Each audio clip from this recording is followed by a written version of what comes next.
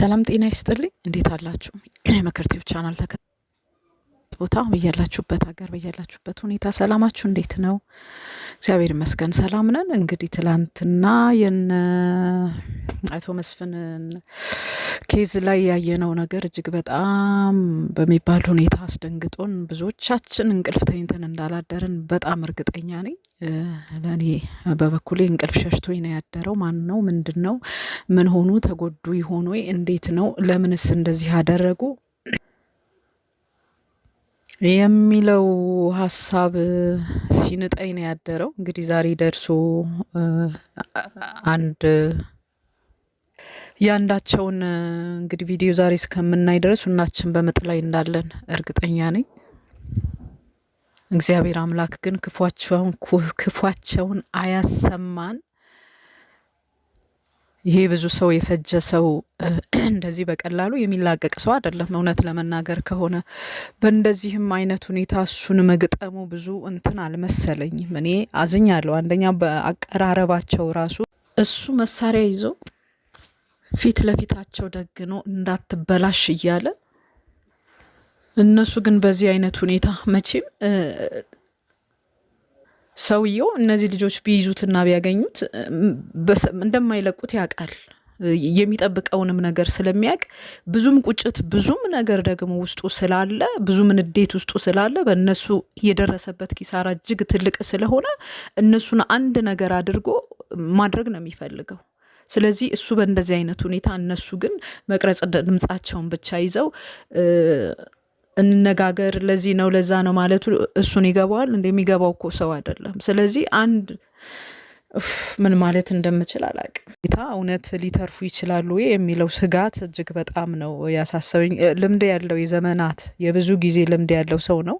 ብዙዎችን እንደ ግንባራቸውን እያለ እንደገደላቸው ሰምተናልና ከሱ ልምድ የተነሳ እና ከጭካኔው የተነሳ ሰውየው ይምራቸዋል የሚል ምንም አይነት ግምትም እምነትም አልነበረኝም እኔ በበኩሌና ያው የመሳሪያውን ድምጽ እንደሰማን የሰማነው የነሱም ድምጽ የንስር አይንና የዘላለም ድምጽ የሰማነው ድምጻቸው ራሱ በጣም የሚያሰቅቅ ድምጽ ነበረ። እንግዲህ እግዚአብሔር አምላክ ምን እንደሚያሰማን አላቅም። በእውነት እጅግ በጣም ነው ያዘንኩት። ምንም እንዲሆኑ እኔ አልፈልግም። በብዙ ሰዎች ደም የበለጸገ በብዙ ሰዎች ህይወት የኖረ ሰው ነው ማለት በብዙዎች ደም ነው ንብረት ሀብት አግኝቶ እንደዚህ ሲፋንንና ሲሸልል የኖረውና ይሄ ሰውዬ እንደው እሱን የሰማይም የምድርም ፍርድ እሱን አይልቀቀው። በቃ የሰማይም የምድርም ፍርድ በሱ ላይ ይጨክን የሚል ጩኸት ነው በውስጥ ያለው። ለብዙዎች ነፍስ ተጠያቂ፣ ለብዙዎች ስቃይ ተጠያቂ፣ ለብዙዎች መከራ ተጠያቂ፣ ለብዙዎቹ ተጠያቂ ነው። በብዙ መንገድ በብዙ ምንም ርህራሄ የሚባል ነገር የሌለው ሰው እንደሆነ ያው የታወቀ ስንሰማ የኖር ነው ጉዳይ ነው። ግን ሉልና ዘላለም በዚህ መልኩ ፈጠው ግንባራቸውን ሰጥተው መቅረባቸው በእውነት ለምን እንደዚህ አደረጉ የሚለው እንትንም ጥያቄ ሲፈጥርብኝ ነው ያደረው። ማለት ሚስቱ እጃቸው ላይ ያለች፣ እንደገና ያቺ ቅምጥ ትሁን ምን ትሁን የማትታወቀው ደግሞ እጃቸው ላይ ያለች እና ሁለቱ እጆቻቸው ላይ እያሉ እነሱ ዝም ብለው ፊት ለፊት ግንባራቸውን ሰጥተው እሱን መቅረብ እንዳልነበረባቸው ለራሴ ስል ነው ያደርኩት ማለት ነው። ሌሊቱን ሙሉ ሁለቱንም ይዘው እነሱን ከፊት አስቀድመው እነሱ ከኋላ ሆነው እነሱን እንትን ብለው ወደ ሰውየው መሄድ ይችሉ ነበር። መቼም ይሄ ሰውዬ እነዚህ ሰዎች ላይ አይተኩስም፣ ሚስቱም ላይ አይተኩስም፣ ልጅቷም ላይ አይተኩስም የሚል እምነት አለኝ። እነሱ ግን እንግዲህ እንዴት እንደሆነ አላቅም ራሳቸውን ነው እንግዲህ አጋፍጠው የሰጡት። ብቻ እግዚአብሔር አምላክ መልካም ነገር ያሰማን። መቼም አንድ ሰው ተጎድቷል የሚል እንትኑ አለኝ። አላቅም ዛሬ እንግዲህ ምን ይዘውልን እንደሚመጡ ምን አይነት ዜና እንደምንሰማ አሁን በጣም እያስጨነቀኝ እየናጠኝ ያለው እሱ ነው። እና ዘላለም ደህና ነው? ልዑልስ ደህና ነው ይሆን? ይሄ ሰው እያመለጠ ወይስ ተያዘ የሚለውም እንትን ውስጤን እየበጠበጠው ነው ያለው። መቼም እነዚህ ልጆች ተጎድተው ይሄ ሰው አመለጠ የሚባለው ነገር ቢሰማ እየባሰ ትልቅ ሀዘን ነው የሚሆንብንና የዚህን ሰው ማምለጥ ወይም ደግሞ ይሄ ሰው ራሱን እንኳን ቢገል በጣም ነው የሚቆጨኝ። እኔ እሱ ተይዞ በጣም ብዙ ብዙ ብዙ ብዙ ነገር እሱ ውስጥ አለ። ብዙ ነገር ከሱ ሊሰማ የሚችል ነገር አለ ብዙ እና ከዛ የተነሳ የሱን በህይወት መገኘት ፈልጋለሁኝ። የአቶ መስፍንን ማለት ነው።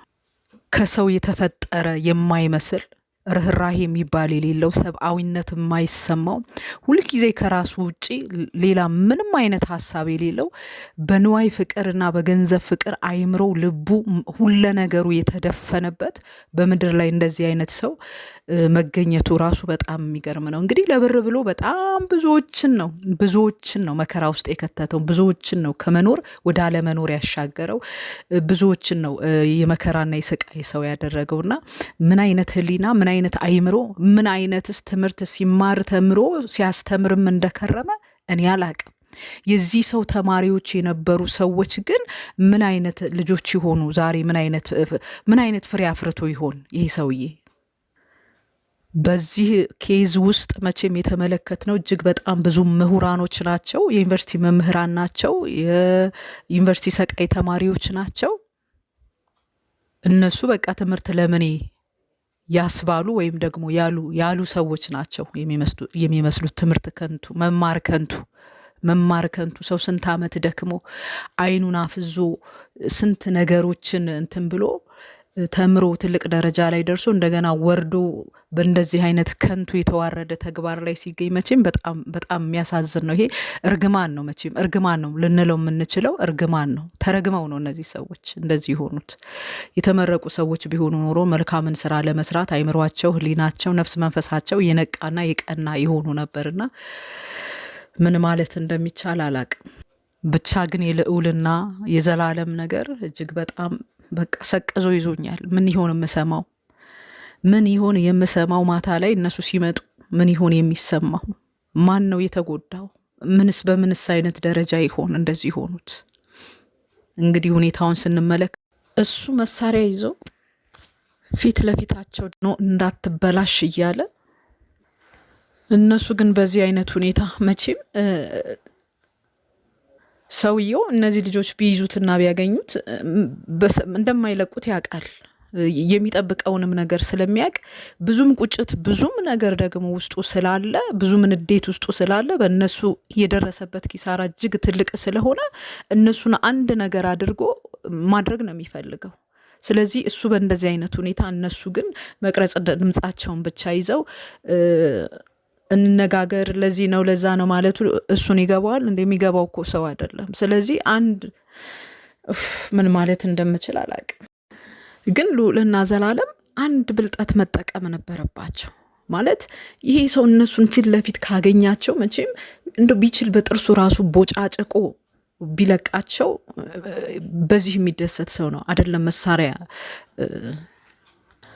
እና ግን በእንደዚህ አይነት ሁኔታ ጥምረት ፈጥረው ከዛም ከዚህም ሆነው እሱን ለመያዝ ተንቀሳቅሰው መንቀሳቀስ ሲጀምሩ ግን የሆነ አንድ ዘዴ አንድ ብልሃት መፍጠር ነበረባቸው። ትንሽዬ ቆም ብለው መመካከርና መነጋገር ነበረባቸው። ማለት በሰላም እነሱ ሳይጎዱ ግን እሱን መያዝ የሚችሉበትን መንገድ ቢነጋገሩና ቢመካከሩ ኖሮ ጥሩ ነበር። ብዙ ተከታዮች አላቸው። ልዑልም ጋር ብዙ ህዝብ አለ ማለት ዘላለም ጋር ብዙ ህዝብ አለና እንዲሁም ደግሞ ሴቶቹ ልጆቻቸው ላይ አሉ። እነሱን አስቀድመው እነሱን ሁለት ሴቶች እየገፉ ልዑልና ዘላለም ይዘዋቸው እየገፉ እነሱን ነበረ ወደ ሰውየው መሄድ የነበረባቸው። ከዛ ከነሱ ጋር የመጡ ሰዎች ደግሞ ከኋላቸው ቢከተሉ ኖሮ ያለምንም ጉዳት፣ መቼም ያው ቀደም እንዳልኩት እነዚህ ሰዎች ላይ እነዚህ ሴቶች ላይ ሰውየው ይተኩሳል የሚል እምነት ስለሌለኝ ማለት ነው። እና ምንም ጉዳት ሳይደርስባቸው አንድ ልባት ጋር መድረስ ይቻል ነበር። ግን በእንደዚህ አይነት አጣብቂኝ ሁኔታ ውስጥ ብዙ ጊዜ ቆም ብሎ መነጋገርና መመካከር ያውም በመሳሪያ በመተኮስና በእንደዚህ አይነት ሁኔታ ብዙ ልምድ ካለው ሰው ጋር እነሱ ምንም ሳይዙ ምንም ሳይኖራቸው የሚገጥሙ ከሆነ ብልሃትን ዘዴን መጠቀም፣ መመካከር፣ መነጋገር፣ ሀሳብን አመንጭቶ ሀሳብን አውጥቶና አውርዶ አንድ እንትን ጋር ቢደርሱ ኖሮ ይህን ያህል ጉዳት አይገጥማቸውም ብዬ አስባለሁ። በእርግጥ ምን ያህል እንደተጎዱ አላቅም። በህይወትም ኖረውልን ከሆኑ ጥሩ ነው። እና በእንደዚህ አይነት ወቅት ጊዜና ከእንደዚህ አይነት ሰዎች ክፉ ሰዎች ጋር እንደዚህ አይነት መገጣጠም ሲኖር ብዙ ጊዜ ቲሙን ሰብሰብ አድርጎ ካሉት ሰዎች ጋር እንዴት እናድርግ፣ በምን አይነት ሁኔታ ብንሄድ በሰላም እንትን ማለት መፈጸም እንችላለን የሚለውን ነገር መመካከሩ ጥሩ ነው ብዬ አስባለሁ። እኔ በራሴ ማለት ነው። ትንሽዬ ቆም ቢሉ ኖሮ ጥሩ ነበር። ትንሽዬ ቆም ብለው ልዑልም እንደዛ ባጥር ዘሎ ገብቶ በሩን ከመክፈቱ በፊት እዛችሁ ጋር ሆነው